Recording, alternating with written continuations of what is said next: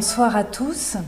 Nous sommes très heureux et véritablement honorés, l'équipe de Lacan Web Télévision, Damien Guillonnet et moi, de recevoir ce soir au local de l'école de la cause freudienne la réalisatrice Claire Simon et le comédien Swan Arlo pour nous entretenir avec eux de leur film « Vous ne désirez que moi » qui va sortir donc en salle le 9 février prochain.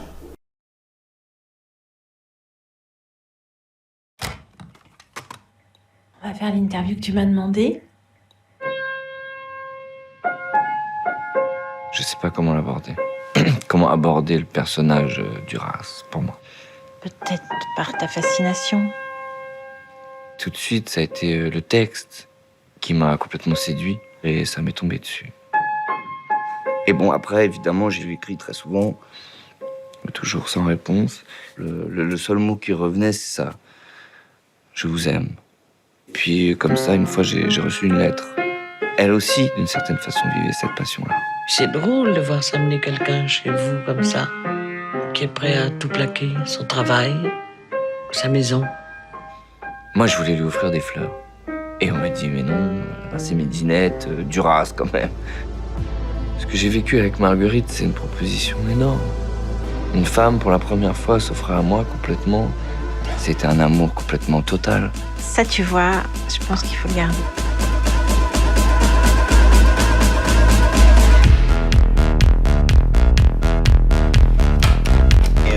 J'ai envie de baiser, baisez-moi. Je crois que je n'ai jamais fait l'amour avant de la rencontrer. Ne désirez que moi.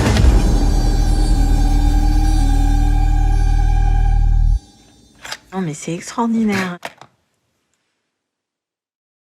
Donc Claire Simon, vous êtes réalisatrice, scénariste, directrice de la photographie, monteuse et aussi enseignante à Paris 7, Paris 8, à la Fémis. Vous alternez entre des films documentaires pour le cinéma et des fictions, dont un certain nombre ont été primés.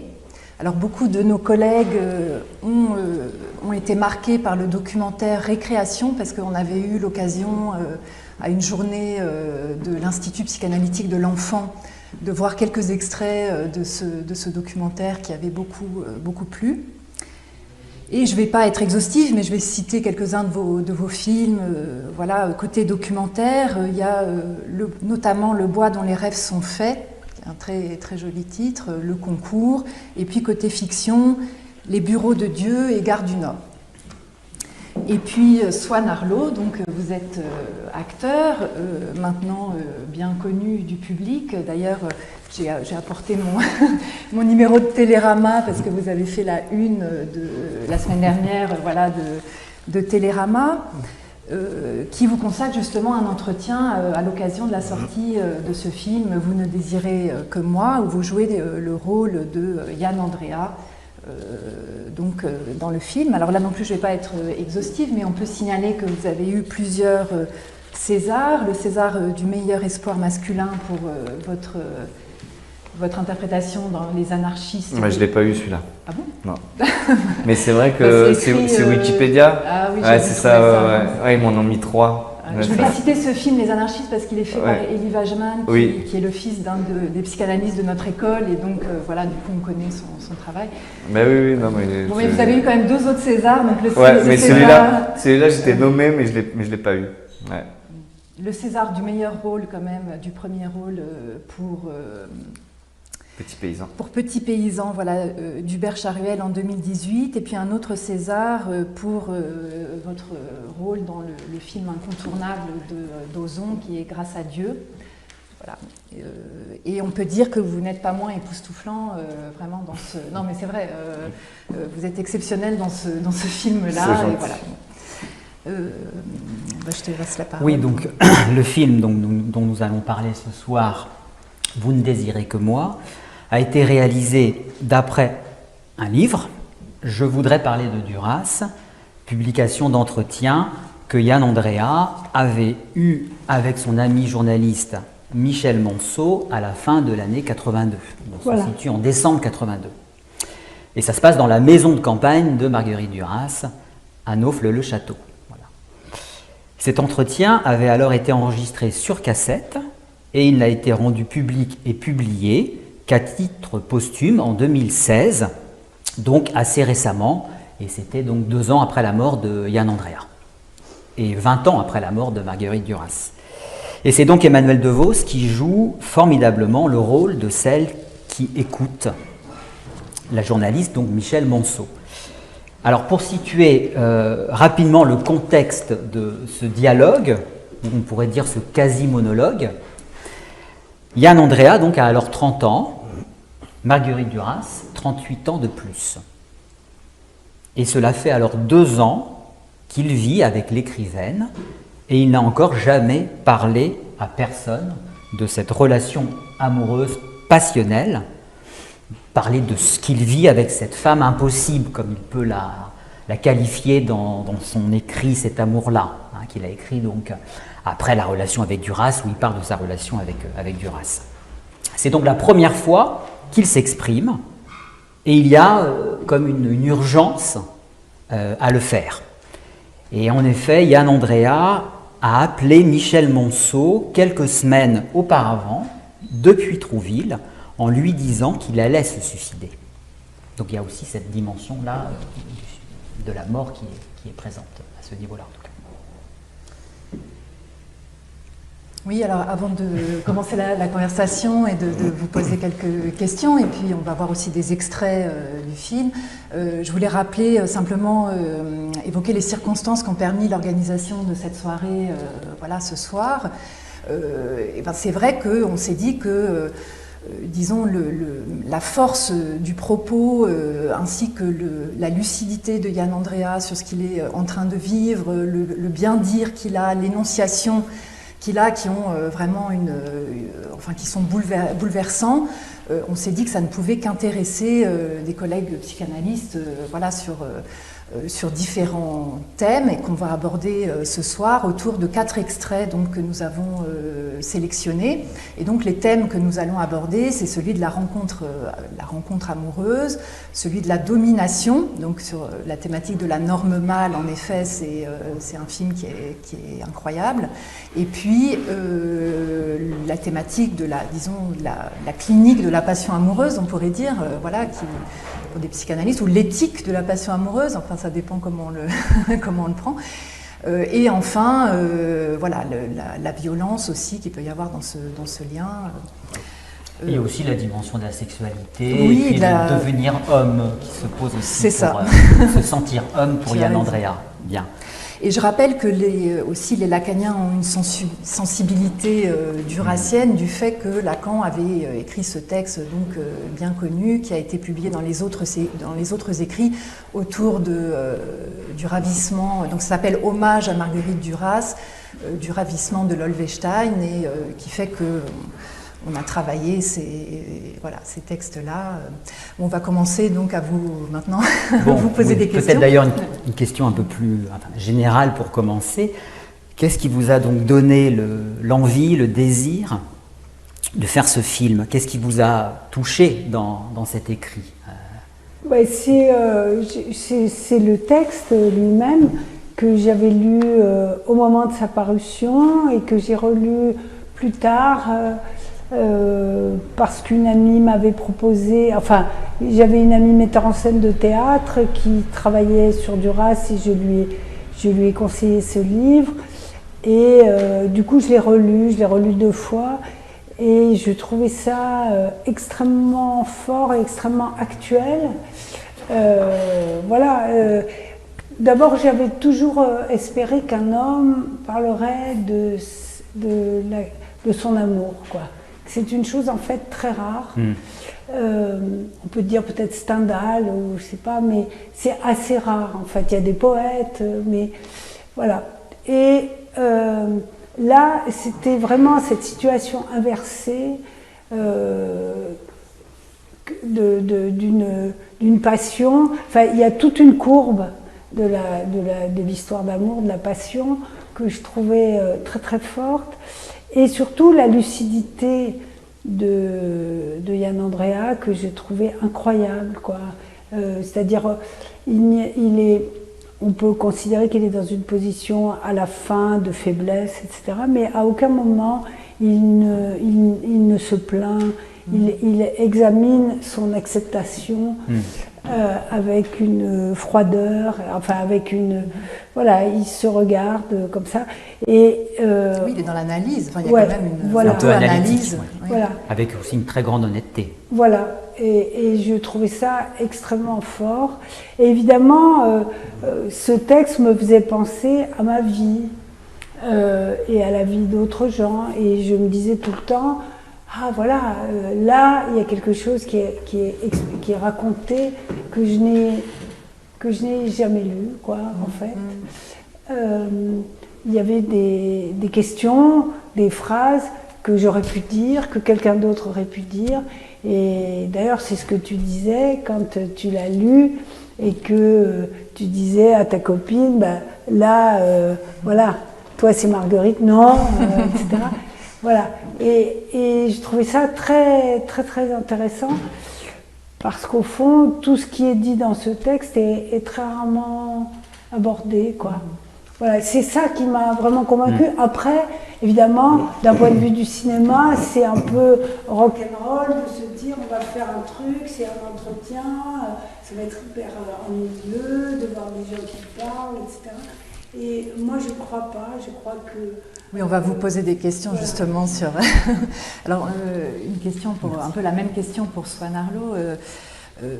Qu'est-ce qui vous a plu, vous, dans ce texte et dans le projet de Claire Simon? Et puis, enfin, dans Télérama, vous évoquez qu'au départ, il y avait des petites réticences, mais qui, finalement, heureusement, ont été surmontées.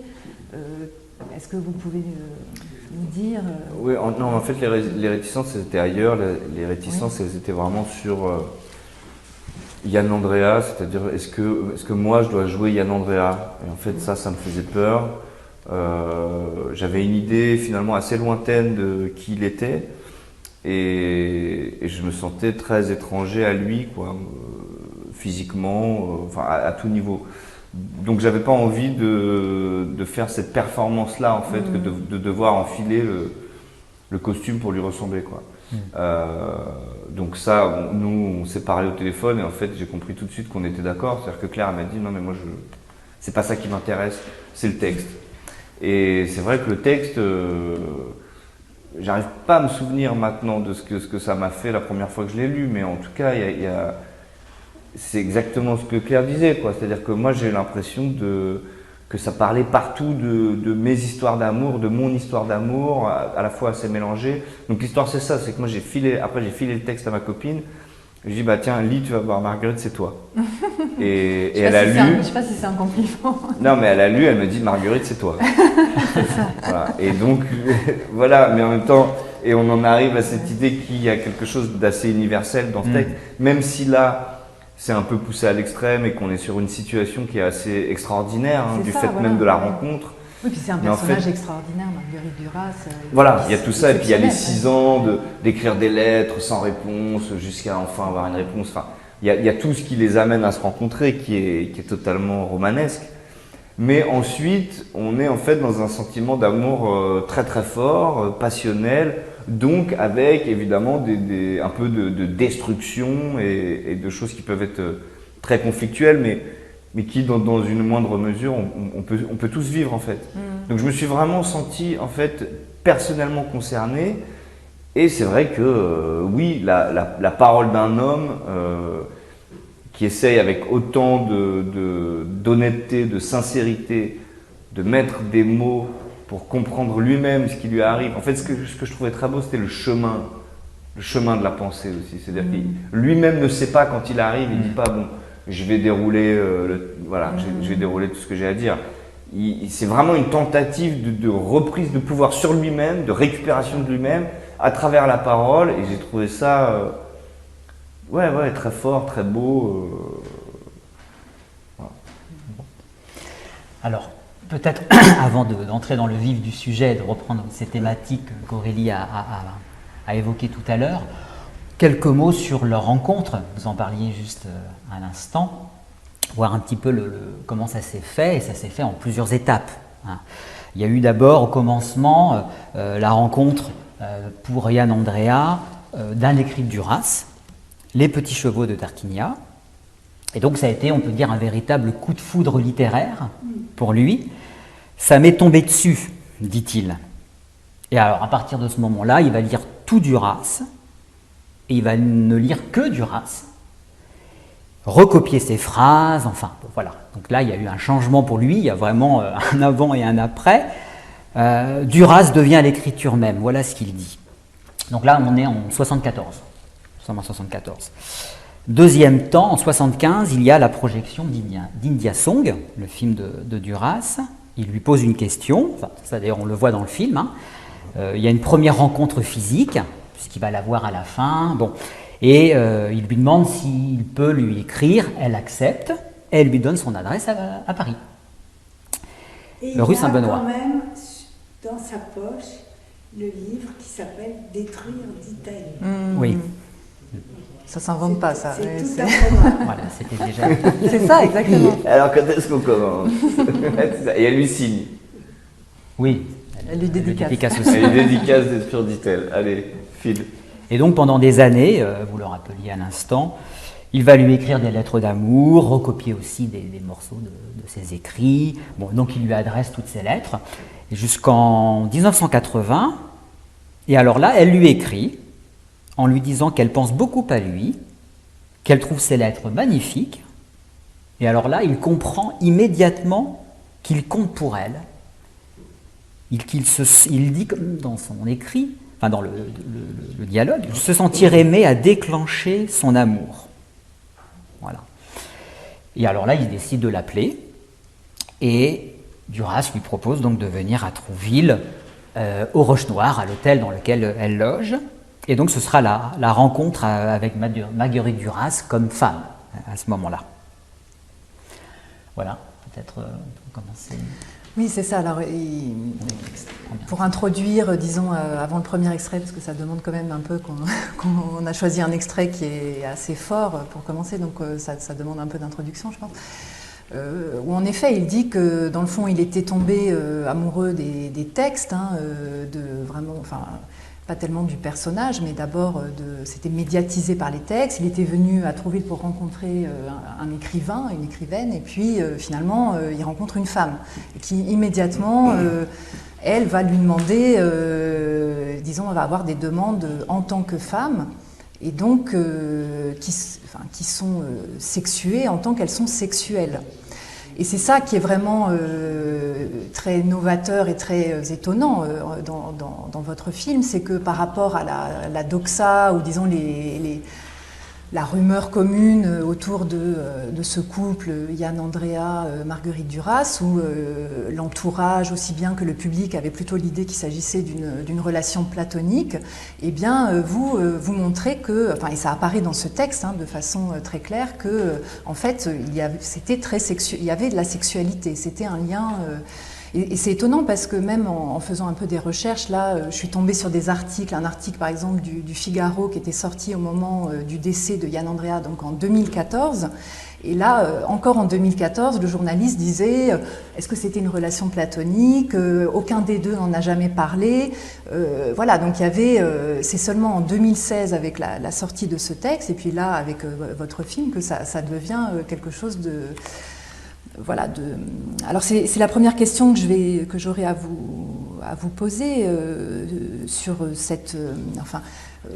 On regarde l'extrait? Non, enfin, c'était sur cette dimension du sexuel, et comment vous, qu'est-ce que vous avez voulu montrer ou en faire, et comment vous le montrez. Enfin, bon, moi je sais parce que j'ai vu le film, mais c'est-à-dire que j'avais l'impression que, enfin, en lisant cet entretien, que c'était une passion, et une passion charnelle aussi, et que la question de la différence d'âge qui est toujours utilisée, disons, alors je vais sortir le gros mot, par le patriarcat, puisque quand les choses sont inversées, quand c'est un homme de 75 ans avec une jeune femme, ça ne pose aucun problème, ou même moins, enfin, mais au moins autant d'écart d'âge, voire plus. Là, j'avais l'impression que en fait, c'était un tabou, quoi. C'est-à-dire que moi, en lisant ce texte et en lisant aussi des textes de Duras, mais en lisant cet entretien, j'avais l'impression qu'il s'agissait d'une vraie histoire d'amour et que la bien-pensance générale avait absolument empêché que ça apparaisse comme tel. Or, oui, ça, il y avait l'idée qu'il avait une relation d'amour comme il aurait eu à une grand-mère, c'est-à-dire voilà, un lien d'amour presque filial, et qu'en revanche la sexualité c'était du côté de son homosexualité, voilà, un peu cachée. Voilà. Et qu'il y avait un côté, c'était comme son petit-fils, gentil, etc. Or, il dit dans ce texte, je n'ai jamais fait l'amour avant de la connaître. La première fois, hein, il utilise le terme de première fois. C'est la première fois que j'ai fait l'amour.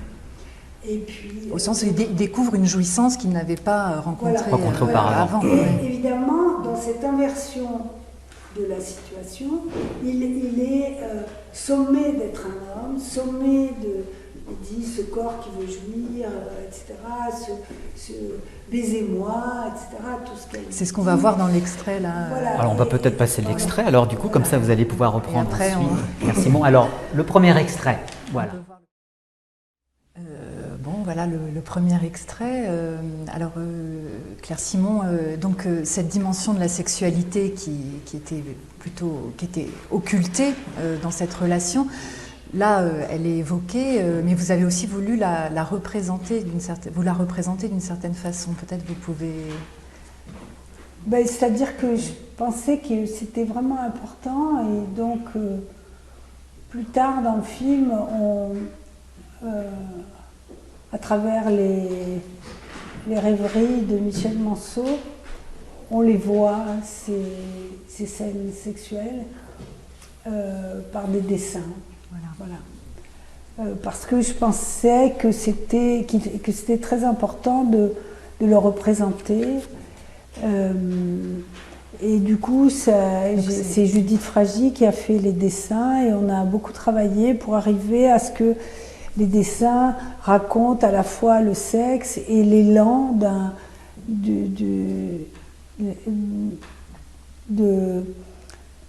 que ce soit un mouvement, que ça ne soit pas la prédation, ce qui était souvent les dessins de Rodin, de Picasso, sont très à la gloire des hommes et tout. Là, l'idée était vraiment de raconter cette rencontre sexuelle sans que ça soit porno non plus, c'est-à-dire parce que dans la pornographie, il n'y a pas de visage, c'est juste des morceaux de corps.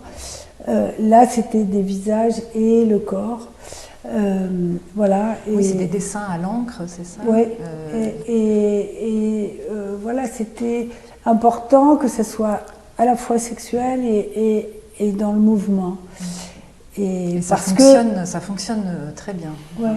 Parce que je trouvais que c'était absolument... Enfin, c'est-à-dire que je m'insurgeais, moi, contre l'idée du tabou, quoi. Parce que, comme on vient de l'entendre, il dit la question de l'âge, c'est pas le problème. En fait, pour lui, ce qui était très compliqué, c'était de passer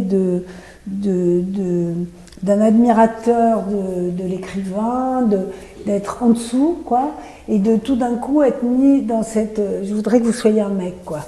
Je voudrais que vous baisez-moi, etc. Toutes et là-dessus, je trouvais ça très, très fort, voilà, très intéressant que ça soit dit. Et alors, Swan Arlo, oui, vous par rapport à...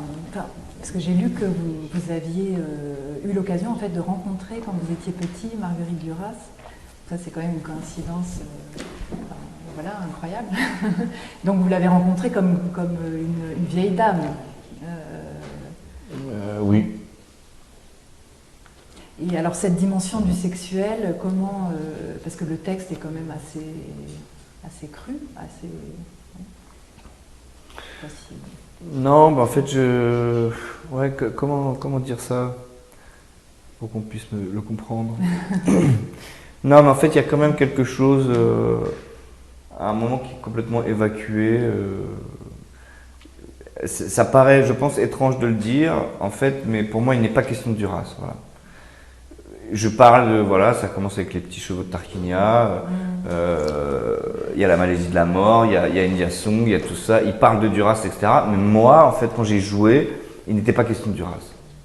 En fait, je parlais d'amour, je parlais, voilà, de cet homme face à cette femme et de ces rapports de pouvoir, en fait, de l'un sur l'autre, avec une inversion possible, en tout cas une tentative désespérée d'équilibre, comme toujours, je crois.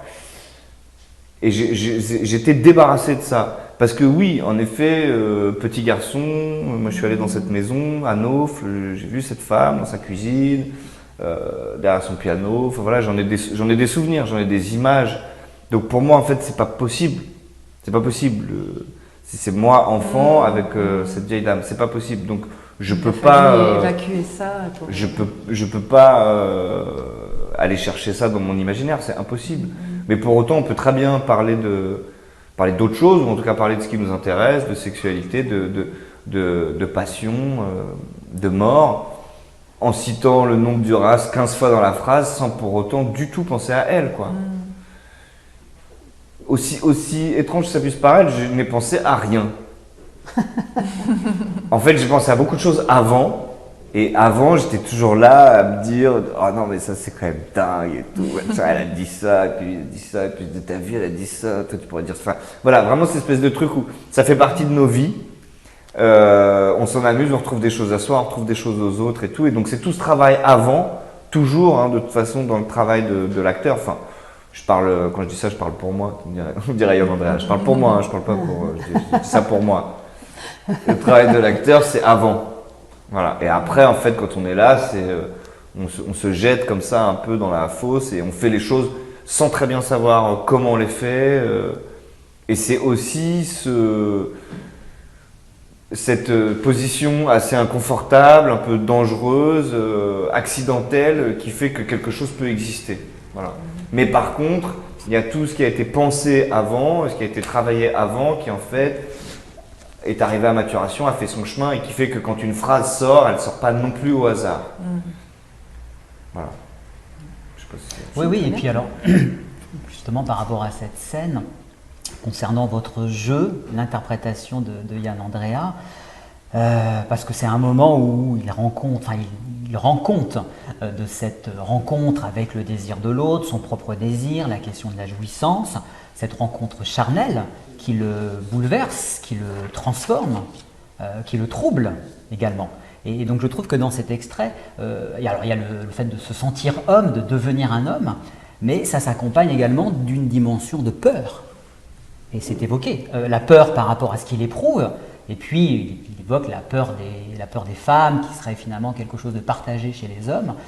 Alors peut-être que, voilà, si vous voulez rebondir sur ce registre, et puis aussi par rapport à votre interprétation, justement, où là on sent effectivement qu'il est habité aussi par cette peur, par ce trouble, par ce qu'il éprouve, et je trouve que vous le jouez parfaitement bien, donc peut-être que vous auriez quelque chose à dire là-dessus, et en plus c'est amplifié par ces sonneries du téléphone, donc de Duras, parce qu'il faut préciser le contexte, hein, là vous êtes à l'étage, enfin il me semble, à l'époque ça passait à l'étage, et Duras donc est en bas, enfin au rez-de-chaussée de la maison, et donc on entend d'ailleurs un peu ses pas aussi, hein, ou des bruits qu'elle fait, et puis donc les coups de téléphone donc, de Duras, et on voit bien effectivement qu'il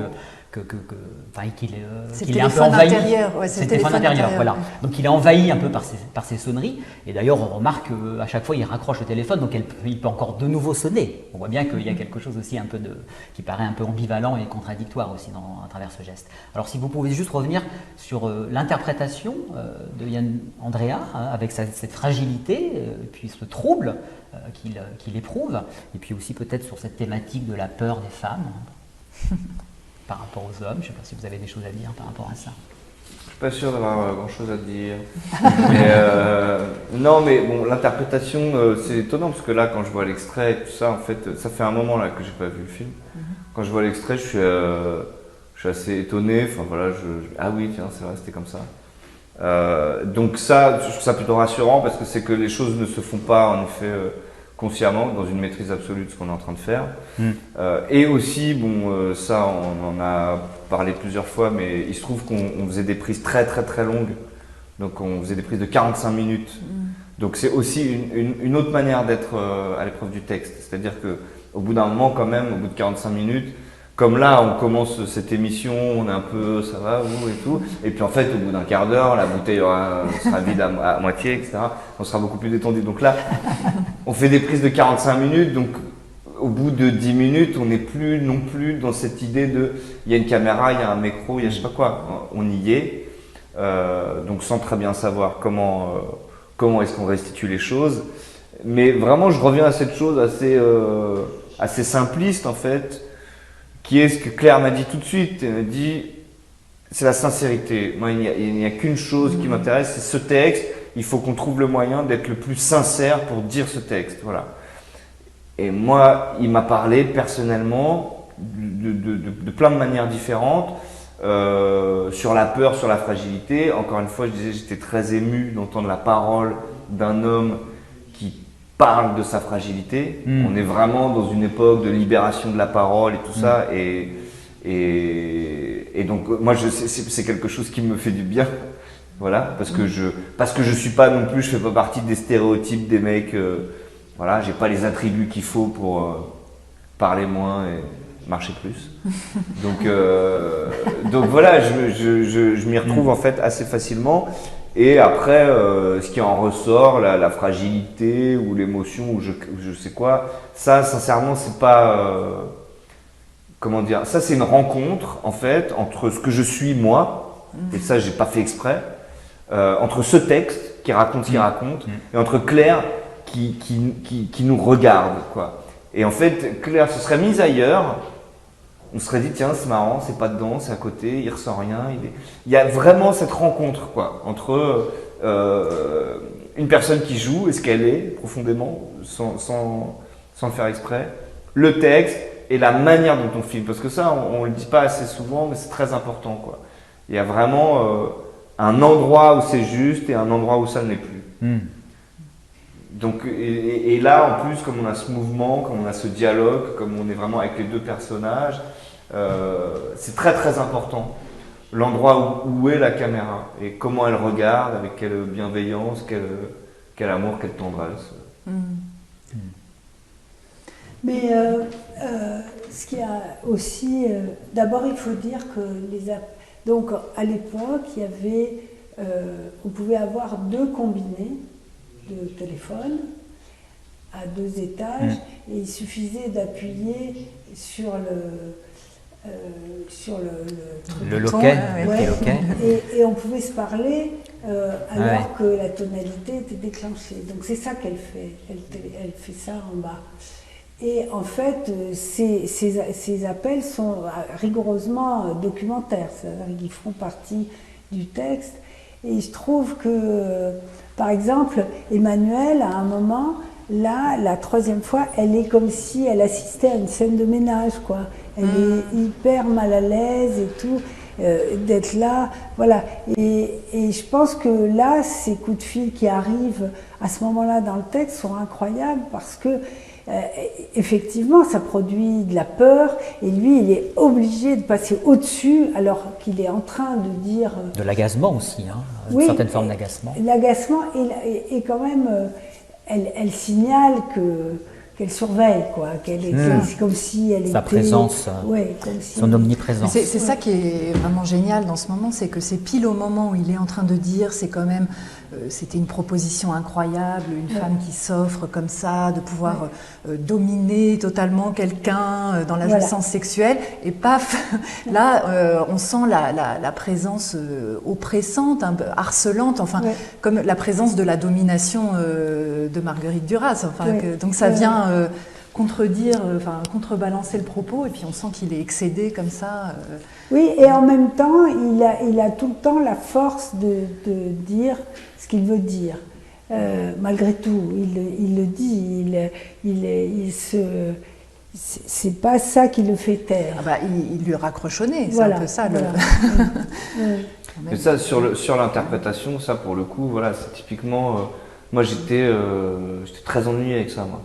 que je suis en train de parler en fait, et je suis gêné par ce truc. Alors en plus, c'est du cinéma, donc le téléphone ne va pas sonner. Donc en fait, il y a quelqu'un derrière qui fait tic tic tic tic.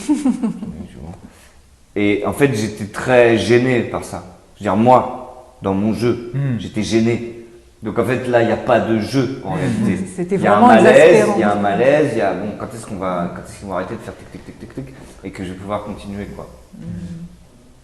Et oui, c'est intéressant parce que ça apparaît presque comme une trouvaille de mise en scène, alors que en fait c'est vraiment documentaire. C'est très fidèle au texte. C'est ça, c'est très fidèle au texte. Alors c'était, alors j'avais juste une petite remarque sur, quand même, je trouve ça très fort ce qu'il dit sur la peur des femmes. C'est très freudien d'une certaine façon, c'est-à-dire que la nuance qu'il apporte en disant c'est peut-être parce que je suis homosexuel, mais non, en fait ça concerne, c'est universel, ça concerne tous les hommes, cette épouvante, hein, il emploie ce mot, que provoque le féminin, l'horreur du féminin, il y a quelque chose voilà, même chez les deux sexes, enfin, voilà, et ça il le fait très bien. Oui. Et que Marguerite Duras l'aide aussi à le dépasser, à dépasser cette peur aussi, à la dépasser. Oui, quelque part. Mais il est pas inculte. Il sait tout ça, il le sait. Mais en même temps, ça sonne comme une parole intime, là. On n'a pas l'impression qu'il récite Freud. Mais... Non, mais ce qui est intéressant, c'est que à l'endroit de la sexualité, il doit changer de position. Et elle le somme de changer de position. Soit un mec voilà, au niveau du désir. C'est très intéressant parce que moi, évidemment, j'ai été très intéressée par l'inversion, c'est-à-dire qu'on peut dire que d'une certaine manière, il a subi, il y a beaucoup de choses qu'il dit qu'on peut retrouver du côté des femmes depuis des millénaires. Tu n'existes pas, ce n'est que parce que tu es avec moi que tu existes, etc. Et en même temps, la différence, c'est que dans la sexualité, elle demande qu'il soit dominateur, ce qui est très compliqué pour lui. Et en même temps, c'est un peu une injonction paradoxale de demander à quelqu'un l'injonction soit un mec. C'est compliqué. Bien sûr, bien sûr. Oui. Bah, de toute façon, quand elle dit baise-moi, c'est à la fois elle lui donne un ordre et en même temps elle lui dit prends le. En même temps, elle s'offre. C'est ça. Oui, donc de toute façon, c'est paradoxal. C'est une situation impossible, c'est vraiment ça. Oui.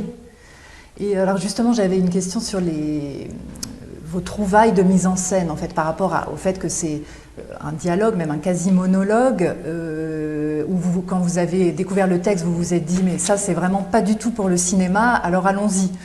Et donc, comment vous avez fait pour rendre ça cinématographique? Parce que d'abord, je crois profondément que une conversation, c'est cinématographique. Et enfin, il y a des milliers de films dans lesquels il y a des conversations.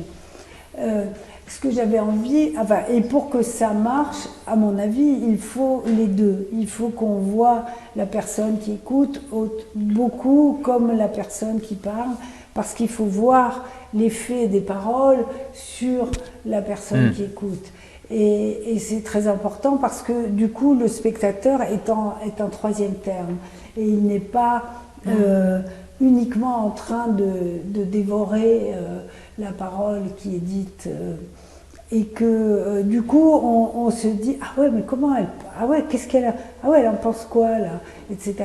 Et aussi, je voulais aussi qu'on perçoive ce qui se passe quand on écoute quelqu'un qui vous raconte une histoire, c'est qu'on voit des choses. Et qu'on les voit avec elle, qu'on voit ce que lui raconte et qu'on le voit. Qu'on voit ce qu'imagine Emmanuel DeVos pendant qu'il lui parle. Elle a un souci tout le temps de comprendre. Par exemple, vous parliez de Tarquinia, des petits chevaux de Tarquinia. Le fait qu'il y ait un port à l'intérieur de Caen, où il était étudiant, et qu'il y ait des bateaux, même si à l'époque il y en avait moins, mais il y en avait quand même. Oui, parce un que peu. Yann Andrea vient de Caen et il était Voilà. étudiant là-bas. Voilà, et qu'il y ait des bateaux de plaisance, etc., même si c'est sous la pluie, donc ce truc qui est rigolo quand même, c'est-à-dire c'est cette ville, elle est sous la pluie, les petits chevaux de Tarquinia, c'est l'Italie en été, etc. Et pour autant, il fait le joint, il boit du Campari, etc. Donc il y avait moi je me suis identifiée à elle, c'est-à-dire à quelque chose comme elle est le metteur en scène, c'est-à-dire en écoutant elle voit et elle se demande comment les choses sont incarnées. Parce que je pense que l'écoute est une chose très importante. Alors ici évidemment on est À chez bonne des école, spécialistes. Oui, et puis vous remarquerez que Ouais. sur l'affiche, nous voyons Yann Andrea, enfin Swann, Arlo qui est assis sur un divan, et Ouais. puis Emmanuel DeVos Mais qui il le- existait qui le ce regarde. divan Il existait dans vraiment. dans le deuxième étage de Naufle.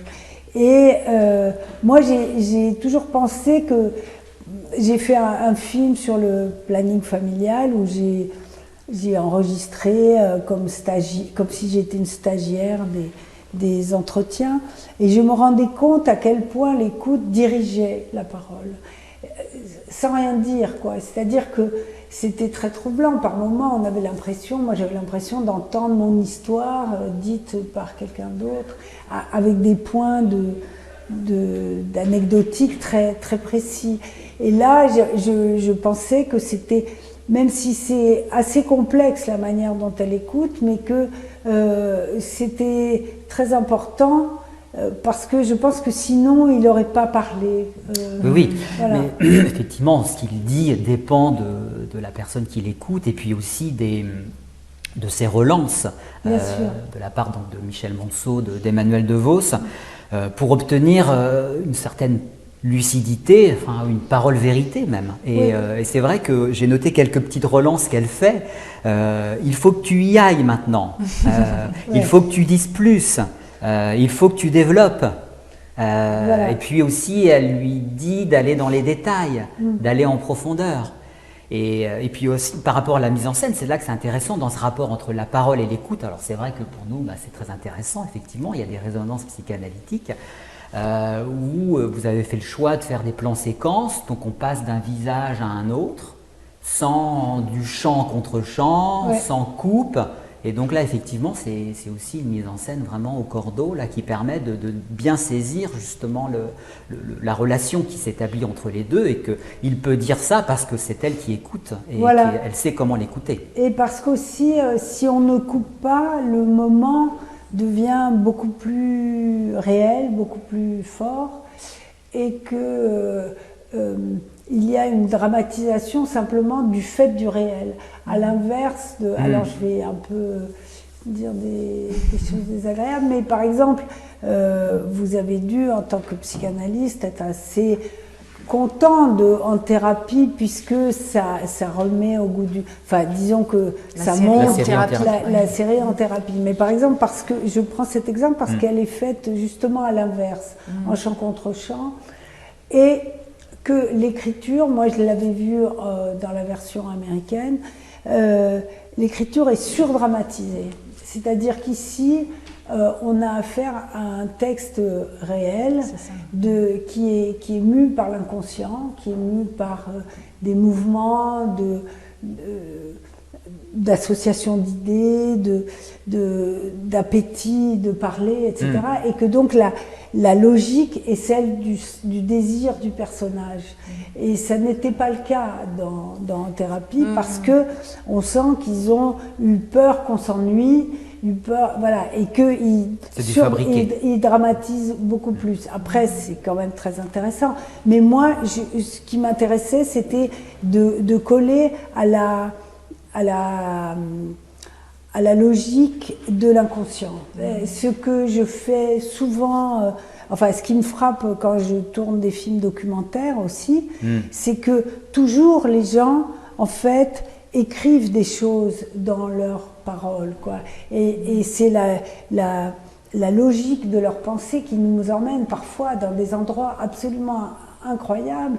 Et là, les digressions et la manière dont il continue et dont elle le relance, etc., est tout le temps, pour moi, plus opérante que si on avait calculé une dramatisation. Et ce qui, pour moi, fait la dramatisation, c'est justement le fait que ça ne soit pas coupé, le fait que ça soit en temps réel, et que donc on se dit ah oui, mais qu'est-ce que... Moi, voilà, ce que j'ai raconté à Swann, c'est que pour faire ce film, j'ai recopié le texte sur mon ordinateur. Et j'ai été prise par le suspense. C'est-à-dire que je me disais tout le temps, mais qu'est-ce qu'il va dire après? Voilà, j'ai recopié tout, et voilà. Et donc, voilà, j'ai plus fait confiance à ce suspense-là qu'à quelque chose qui aurait été calculé, vous voyez. Voilà. Mais c'est magnifiquement dit. Et là, on comprend pourquoi ça nous apparaît aussi psychanalytique, cet entretien. Et la façon dont vous le filmez. Peut-être on peut passer au deuxième extrait. Oui. Allons-y, deuxième extrait. Alors donc, on va évoquer, après cet extrait incroyable, la question de la domination.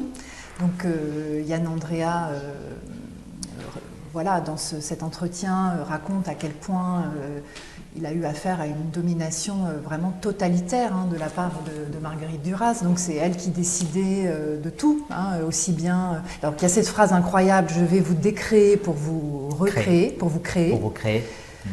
C'est même pas pour vous recréer, c'est pour vous créer. C'est ça, où on voit déjà la place de Dieu, à laquelle elle se met. Et ça concerne tous les domaines de l'existence, c'est-à-dire aussi bien c'est elle qui décide ce qu'il va manger, de comment il va s'habiller, de son parfum, son langage. Il dit, elle m'a dépossédé de mon langage, de la façon même de parler, le mimétisme de la voix, de son parfum, je sais plus, bon, tout ses habits même. Ses habits, voilà, elle choisit ses habits. Et aussi, on a appris qu'elle avait exigé donc qu'il change de nom, parce qu'il s'appelle Yann Lemay, et donc il a dû enlever le May pour mettre Andrea, Yann Andrea, qui est donc le prénom de sa mère à Yann Lemay. Donc il s'appelle Yann Andrea. Et Duras elle-même d'ailleurs avait changé son nom aussi. Effectivement, Duras n'est pas son vrai nom. Donc à chaque fois, elle enlève le nom du père. Elle enlève à chaque fois le nom du père pour... Si vous voulez continuer peut-être.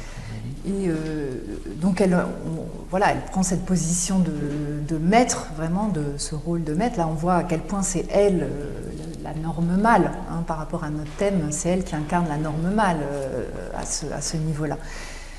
Et donc... Yann Andrea dit que finalement, il avait affaire à des injonctions extrêmement contradictoires par rapport au premier extrait qui était donné à voir, c'est-à-dire qu'elle lui demande à la fois, elle lui dit soit un mec, soit un homme, et en même temps, il le dit à plusieurs reprises, qu'elle l'infantilise, elle le féminise même, c'est-à-dire que il dit à un moment qu'elle parle de lui au féminin, elle lui parle au féminin. D'ailleurs, lui-même, il fait à plusieurs reprises dans le texte des lapsus où il se féminise, où il dit « j'étais amoureuse d'elle ». Donc vraiment, c'est l'indice de sa position inconsciente aussi. Et elle en fait son objet, finalement. C'est-à-dire, il se retrouve l'objet de cette passion. Sa créature. L'objet de son fantasme, où elle réalise son idéal, son idéal d'amour, son fantasme. Oui, mais par exemple, pour moi, la scène où elle le dirige, si c'était Stanley Kubrick ou Jean-Luc Godard, on trouverait ça tout à fait normal. C'est-à-dire qu'elle essaye d'attraper, enfin c'est un point de vue de metteur en scène, elle essaye d'attraper, de retrouver quelque chose qu'elle adore de lui et qu'elle veut avoir. Alors elle est absolument autoritaire, mais elle est metteur en scène, c'est-à-dire qu'elle cherche, alors elle n'est pas gênée de le dire, mais elle cherche, c'est elle dit à un moment, ah, voilà, là c'est très beau, etc. Voilà, elle est, parce que je crois qu'elle est très enfantine, quoi, quand même. D'ailleurs, il le dit plusieurs fois, elle a 15 ans, etc. Et elle est juste pas du tout, elle se sent pas du tout dominatrice, etc. Elle est complètement dans son truc. Dans sa création. Voilà. Dans sa création. Voilà. On précise que c'est un extrait du tournage d'Agatha. Voilà. Et c'est un fait. film qui s'appelle Duras Film, qui a été fait par son fils Jean Mascolo et par Jérôme Beaujour, sur le tournage d'Agatha. Et voilà, elle est bien sûr dictatoriale, etc., mais elle est dictatoriale en vue de ce qu'elle veut faire. Elle n'est pas dictatoriale juste absolument pour le plaisir de l'être, je crois. Enfin, je ne sais pas. Quand même, elle jouit de cette... Bien sûr, bien sûr. Mais ce que dit Claire, c'est une position de metteur en scène. Voilà. Oui. Et il y en a d'autres, et qu'il y a la question du sexe, pas du sexe, amant, pas amant, etc. C'est une position de pouvoir sur un plateau de cinéma ou sur un plateau de théâtre. Et donc, on peut voir se reproduire ce genre de situation 1000 fois. Parce qu'en fait, on est dans des rapports comme ça, parfois un peu excessifs, un peu intenses, dans ce travail-là. Oui, mais on peut s'imaginer que ça se passe aussi un peu comme ça dans la vie au quotidien. Mais ce qu'il dit, mais j'étais son amant. C'est ce qui change. Ouais, c'est ça. Il dit, elle me dit sinon, tu te mets là et on te prend en photo. Mais le problème, c'est que j'étais en même temps son amant, quoi. C'est ça qui était compliqué, quoi. Voilà. Mais elle est je pense que sa domination n'est pas exactement la même que celle des hommes qui ont la tradition de la domination de leur côté. C'est-à-dire qu'elle est, dictatoriale comme quelqu'un qui veut arriver parce qu'il y a quelque chose entre eux qui est la translittéraire. C'est-à-dire qu'elle veut que ça marche, la translittéraire. Et je crois, quand moi je montais le film, j'avais l'impression que ce qu'elle voulait, c'était la perfection. Elle s'était dit, avec lui, ça va être parfait. Enfin, je vais réussir l'amour parfait. Et évidemment, c'est une catastrophe. C'est ça, parce qu'elle, à la fois, elle en fait un personnage durassien, enfin, le fait qu'elle le nomme, voilà, Jan Andrea Steiner, même, enfin, le livre qu'elle a fait, qui porte son nom, elle en fait un personnage de fiction, enfin, elle a l'air de... Leur vie, c'est comme si elle écrivait une fiction dans sa vie même. Enfin, et en effet, vous dites bien, c'est l'écriture qui constitue le troisième terme, enfin, le troisième personnage qui vient nouer cette relation de couple. Et ce qui rend la chose extrêmement nouée, c'est que je crois que pour Jan Andrea, c'est la promesse de l'immortalité. Et pour elle aussi, c'est-à-dire qu'on peut s'interroger si dans l'amour, il n'y a pas toujours, d'une manière ou d'une autre, une promesse d'immortalité. Et que c'est ça qui tient... D'immortalité et d'éternité. Il y a un peu ces deux termes qui sont utilisés par Jan Andrea. C'est ce qui fait qu'ils se rejoignent sur ce point-là, en tout cas, tous les deux. Mais il y a aussi d'autres dimensions à laquelle vous êtes sensible, me semble-t-il, parce qu'il ne s'agit pas de le présenter comme une victime. D'ailleurs, lui-même est aussi fasciné par ce qui arrive. Il y a aussi toute une dimension d'acceptation de son côté. On pourra peut-être en parler, de consentement. Mais il y a aussi cette dimension d'une certaine résistance. Je crois que vous êtes sensible aussi à ce point-là. Je pense que le fait de parler est une preuve de sa résistance, c'est tout ce qu'il dit. Et puis... Donc déjà d'avoir sollicité cet entretien avec Michel Monceau, c'est aussi déjà là une manière de retrouver une certaine part de liberté. Voilà. D'ailleurs, il dit aussi que c'est pour arriver à comprendre ce qui lui arrive, à mettre de la distance, enfin... donc là, effectivement, c'est déjà une certaine résistance de sa part. Vous avez d'autres éléments peut-être oui, je pense. Et en même temps, on voit qu'il a une très mauvaise opinion de lui-même, très régulièrement, qu'il pense qu'il est dans le ratage, et que toute cette histoire est une manière d'arriver à dépasser cette impression de ratage qu'il a, qui est très... surprenante, quoi. Quand il dit pourquoi il est devenu homosexuel, parce qu'il avait un sentiment de ratage, c'est quand même très surprenant, quoi, comme point de vue. Oui.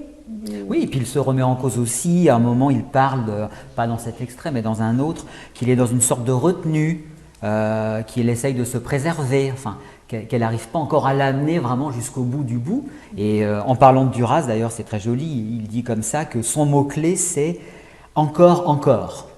Voilà, ça c'est le mot-clé de Duras. Ça c'est pour vous, ça. Du côté, du côté du sans limite, de l'excès. Oui. Et il dit aussi, oui, que j'ai relevé cela, que cet entretien, c'est pour amortir, enfin, cette parole nécessaire, hein, cette urgence à parler, si on dit quelques mois après qu'il ait eu l'idée de se suicider, il ne faut pas oublier ça, que c'est pour lui, pour amortir cette inexistence, pour récupérer un peu quelque chose, de parler. Oui, bien sûr. C'est une forme de survie. Oui, de survie et d'existence quand même, quoi. C'est là, il existe, et ce que je trouvais... À travers une parole adressée à un tiers, enfin, qui s'adresse à quelqu'un d'autre que Duras, avec qui il est tout le temps. Oui, et qui disait qu'elle ne l'écoutait pas, quoi. Là, par contre, il a une personne qui l'écoute. Voilà. Et c'est ça le paradoxe, c'est qu'au fond, d'être un peu sa créature, ou de n'exister qu'en fonction d'elle, qu'à partir d'elle, il y a une existence, mais en même temps, c'est aussi une inexistence, puisque c'est en fonction d'elle.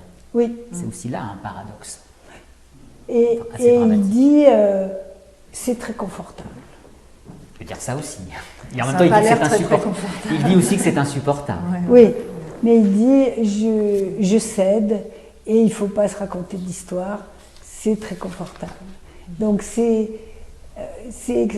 très intéressant qu'ils disent tout ça, quoi, qu'il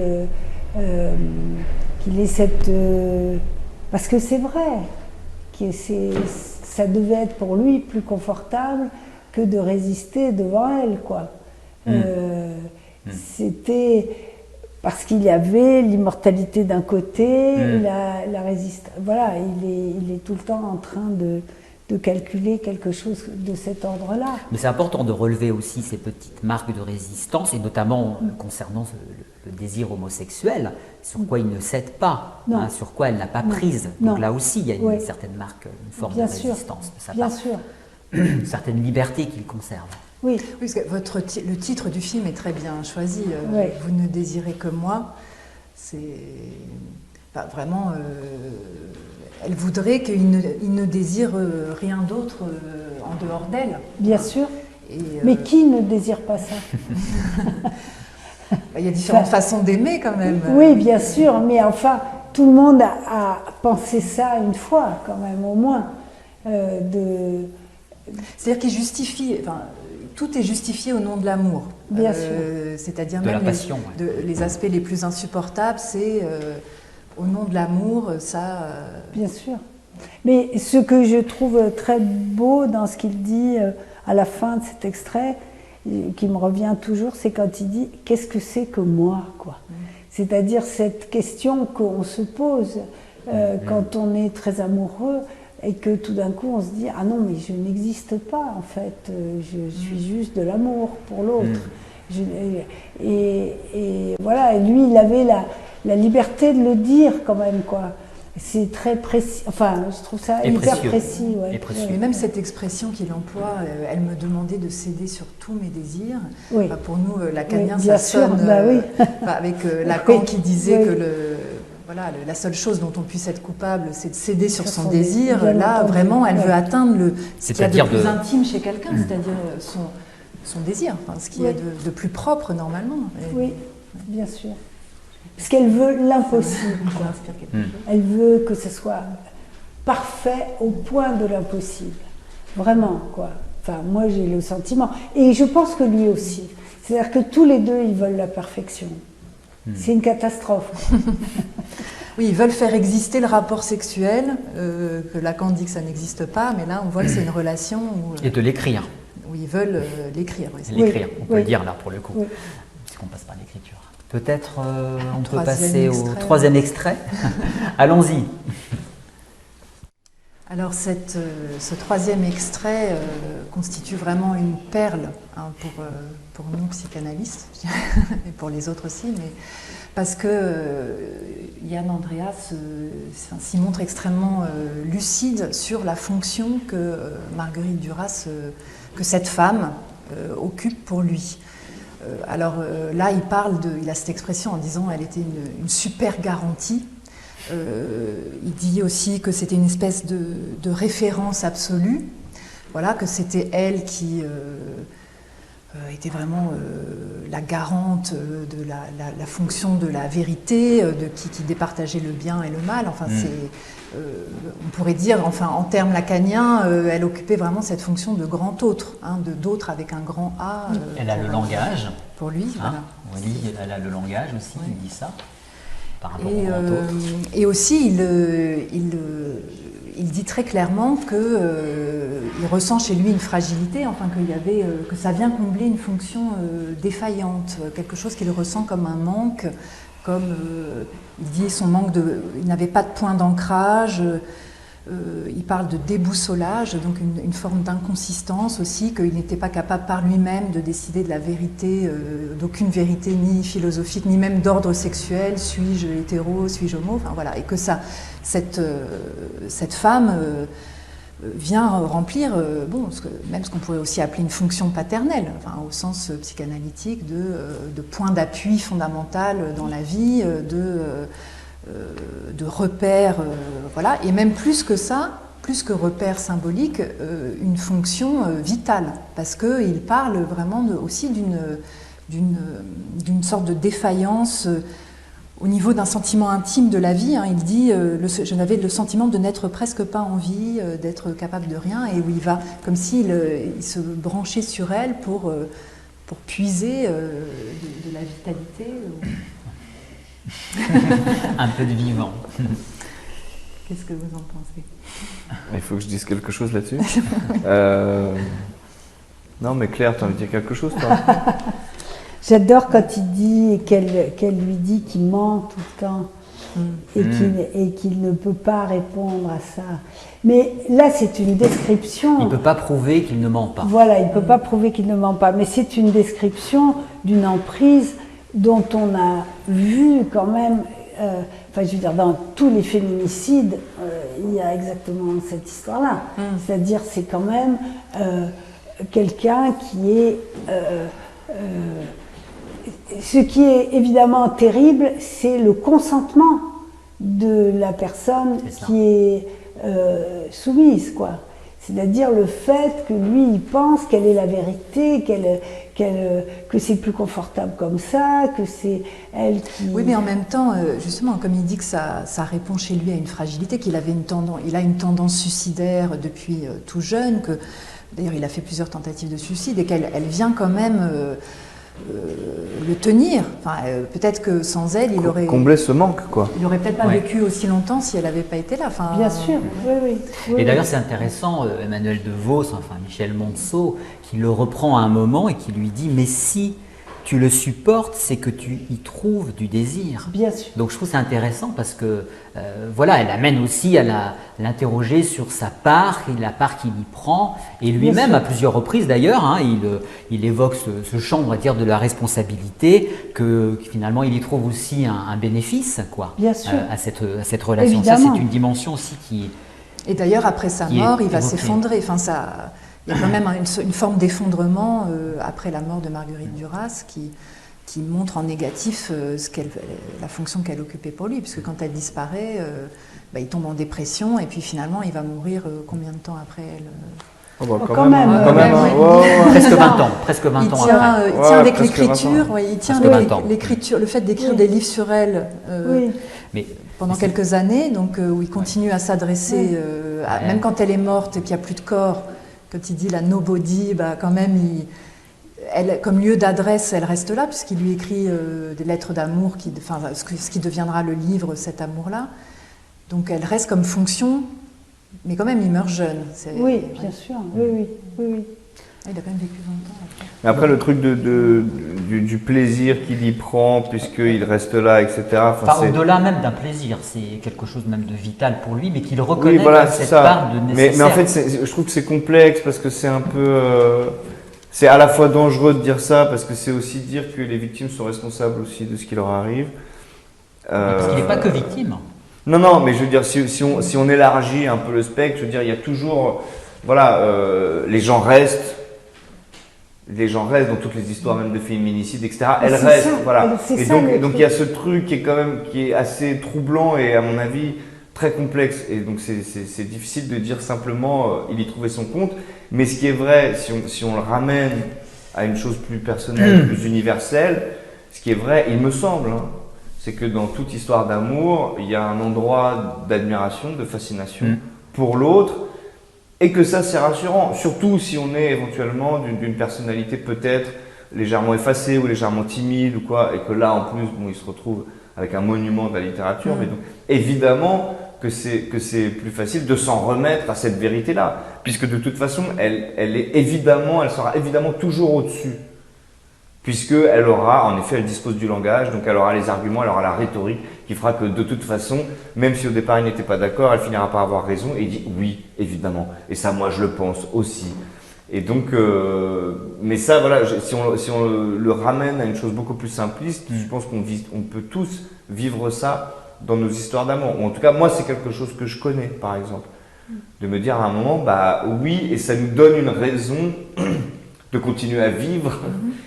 Même si pour autant je ne suis pas suicidaire, mais ça donne une raison de continuer à vivre que de se dire cette personne-là que j'admire, dont le jugement me semble plus précis, plus intelligent, plus juste, cette personne-là me donne un peu d'attention, partage sa table avec moi, partage son lit avec moi, donc j'ai le droit d'exister, quoi. Il y a quand même quelque chose de cet ordre-là. Tout à fait. Bon. Peut-être que, oui, qu'il y aurait quand même des distinctions à faire dans les modalités d'amour ou les modalités de... Là, quand même... Bien sûr. Moi, ce que j'ai trouvé intéressant par rapport à ce que vous disiez, c'est comment, justement, là, c'est qu'une femme puisse venir remplir cette fonction, en étant... il la met à la position d'être la femme, d'incarner vraiment la femme, qui est, en même temps, qui remplit cette fonction de père. Que ça ne soit pas un homme, mais justement qu'une femme puisse... c'est ça que je trouvais... Oui, tout à fait. Elle est tout à fait. Mais j'ai l'impression que chacun se dit que c'est parfait, qu'il y a vraiment un désir de perfection, quoi, qui est du côté du féminin tout à fait classique, quoi. C'est que les femmes cherchent, moi, à mes yeux, les femmes cherchent toujours la perfection, et que lui, il est...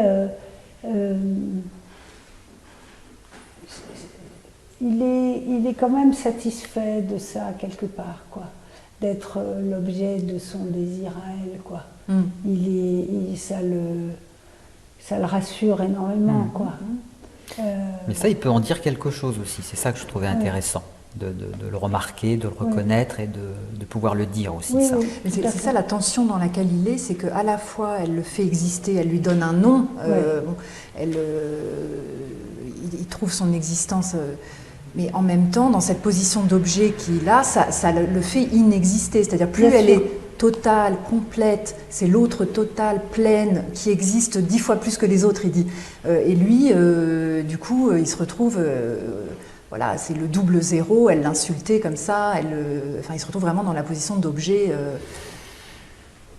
bien sûr, maltraité, rabaissé, ravalé tout le temps. Donc il est dans vraiment une contradiction absolue, quoi. Oui, et en même temps, ça, comme Claire dit, elle dit l'idée c'était de restituer une archive manquante, puisque ça on n'avait pas. Moi aussi, il y avait quand même le livre, mais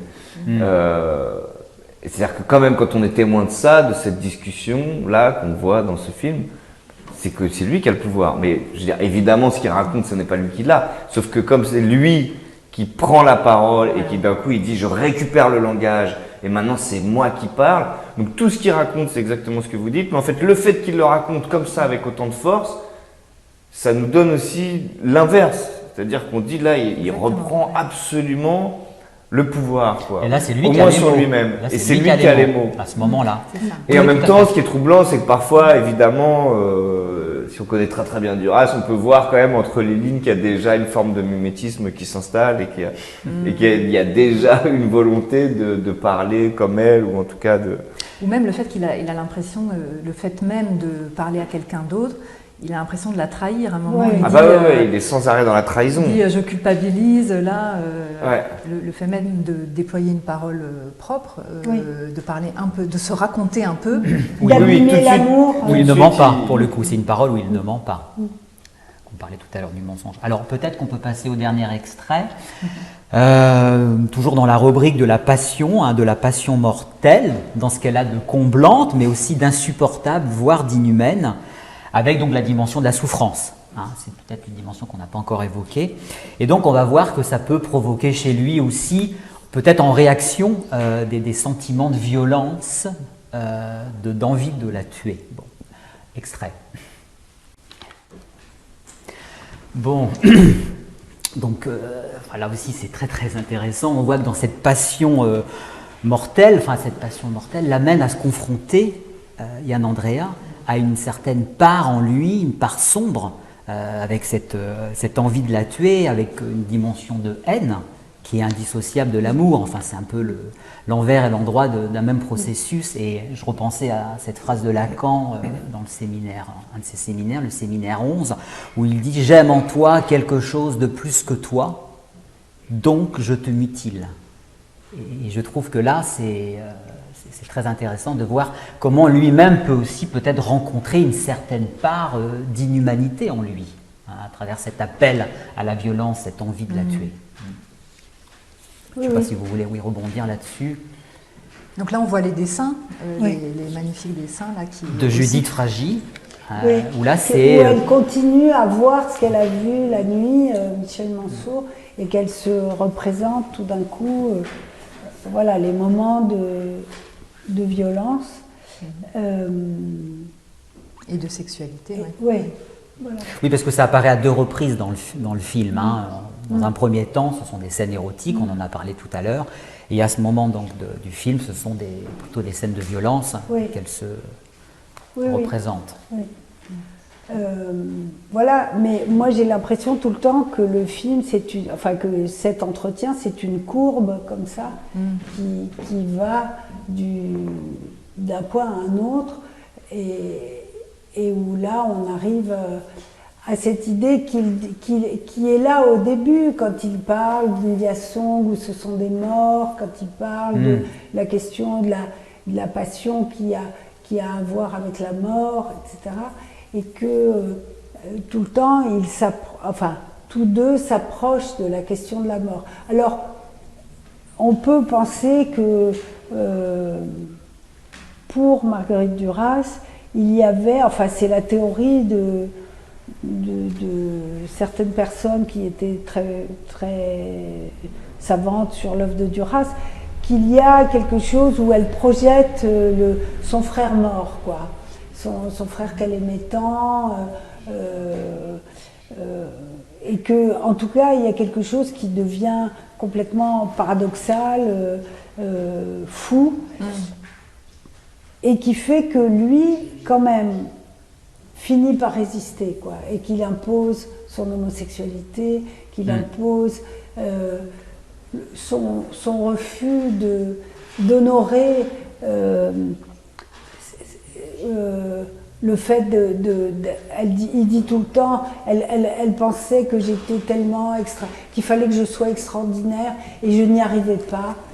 Et donc ça c'est la toute fin. Et bon, moi c'est une des choses qui m'a le plus bouleversée dans cet entretien, c'est quand il dit et je n'y arrivais pas, et ça l'a fait beaucoup souffrir. Voilà. Où là je trouve qu'il y a son ultime vengeance à lui. Ça l'a fait souffrir, elle. Voilà. Et que... Vous parlez de vengeance ? Oui, parce que quand il dit, et ça l'a fait beaucoup souffrir, il y a une certaine satisfaction chez lui, un amusement, qui pour moi m'a tout le temps fait penser à Bartleby. c'est-à-dire le personnage dans le roman éponyme de Melville. De Melville, qui dit « j'aimerais mieux ne pas ». Would prefer not to. Voilà, et que d'une certaine manière, il est amusé, moi je le ressens comme ça, de voir qu'il va la décevoir. Voilà, et que c'est sa résistance. Voilà, il a des formes de résistance plus ou moins passive ou active au quotidien, ou plus... Voilà.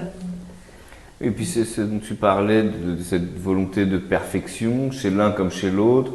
À partir du moment où elle est inatteignable, c'est ça qu'il dit à la fin, dans un sens, mais ça peut marcher aussi dans l'autre, et ben c'est là où naît le conflit, c'est là où naît la violence, c'est là où naît la souffrance, et donc évidemment il y a beaucoup de violence et de souffrance, quoi. Et c'est vrai alors je sais pas si c'était exactement, puisque nous on n'a pas écouté les cassettes, donc je sais pas si c'était vraiment comme ça qu'il l'a dit, mais nous on s'est tout de suite dit, mais il y a un peu d'ironie quand il dit mais je ne serai jamais à la hauteur de ce qu'elle voudrait faire de moi, et ça l'a fait beaucoup souffrir, ça. Et il le répète une deuxième fois, et donc ça nous a paru assez évident qu'il y avait là-dedans en effet une forme d'ironie et de reprise un peu de tiens, voilà. Bon. Et parce qu'en même temps il est déçu de lui-même, mais bon, quitte à être déçu, autant quand même la faire trébucher un peu, quoi. Mais c'est ce qui lui permet d'être un autre. Ouais. De dire bah oui, ça l'a fait souffrir, mais enfin moi je suis moi, quoi. Oui, parce qu'on voit bien que c'est comment ça répond à la volonté qu'elle a qu'ils fassent un, tous les deux, enfin, cette volonté fusionnelle vraiment. Absolument. Et comment l'une des réponses qui vient dans ces cas-là, c'est la violence, c'est-à-dire que le seul moyen de pouvoir s'extraire de l'autre, de faire d'eux, c'est de... Parfois de frapper l'autre, d'être tenté de le frapper en tout cas. Ou alors, en effet, l'ironie c'est déjà une autre forme. Oui, oui, parce qu'il dit aussi peut-être je l'aime moins qu'elle, etc. C'est-à-dire qu'il sort de la fusion. Il sort et il garde les avantages, hein. Il a les deux côtés, quoi. Il est entre les deux. Mais ce qui est génial dans ce texte et dans le film, hein, c'est qu'en effet, cette énonciation qu'il a, cette parole en première personne, que je trouve qui n'est pas du tout, par exemple, dans le film qui a été fait à partir de cet amour-là avec Jeanne Moreau, où on a l'impression que Yann Andrea est complètement inconsistant, que c'est un pantin comme ça, alors que là, pas du tout. Enfin, au contraire, on sent... là, on voit en effet qu'il y a quelqu'un, en fait, qu'il y a un sujet, qu'il y a... Mais parce que je pense que la question de l'homme, d'un être humain, et alors un homme a fortiori, dans une situation où il a l'air en position de faiblesse, est quelque chose qui est très peu raconté, et surtout de son intelligence, alors qu'il est en situation de faiblesse. Et moi, c'est une des choses qui m'intéressait le plus, c'était de montrer, alors voilà, je vais dire les gros mots, qu'au lieu du pouvoir, il avait de la puissance, quoi. C'est-à-dire qu'il a cette...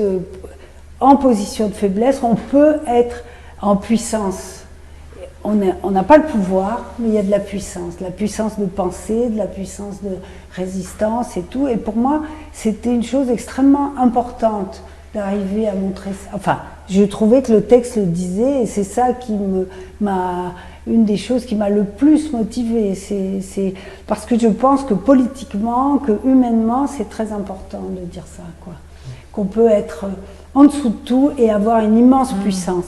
Et il y a un film que j'adore qui s'appelle L'homme qui rétrécit, qui est un film des années 50, qui est un film très, très rigolo, où c'est vraiment le mari, voilà, c'est le couple idéal américain et tout, et lui, il a une espèce de, je sais pas, il a subi une irradiation et il devient de plus en plus petit, etc. Alors il se fait attaquer par le chat, après il se bat avec une araignée, c'est extraordinaire, enfin, on dirait, voilà. Et à la fin, il est dans le jardin, il n'y a plus rien, il n'y a que les étoiles dans le ciel, et on le voit plus tellement il est petit, et il dit, mais je suis encore ici. J'adore ce film, c'est génial. Et justement, j'ai trouvé qu'il avait quelque chose de l'homme qui rétrécit, quoi. De cette résistance, quoi. Formidable. Du héros, en fait, c'est un héros, quoi. Vous en faites. Vous en faites un héros. Bon. Peut-être on peut conclure Oui, là-dessus. sur ces belles paroles. Ah ouais, je pense qu'on peut conclure là-dessus. Hein. Bon. Merci mille fois, vraiment. Merci à vous. C'était vraiment Et extra donc, de vous avoir ici à l'école. On rappelle que le film, Merci. ce film si puissant, sortira le 9 février, donc très prochainement. Faut courir, aller le voir, se précipiter dès sa sortie, vraiment. Voilà. Donc encore merci On pour a votre adoré. présence. Merci à vous. Merci. À bientôt.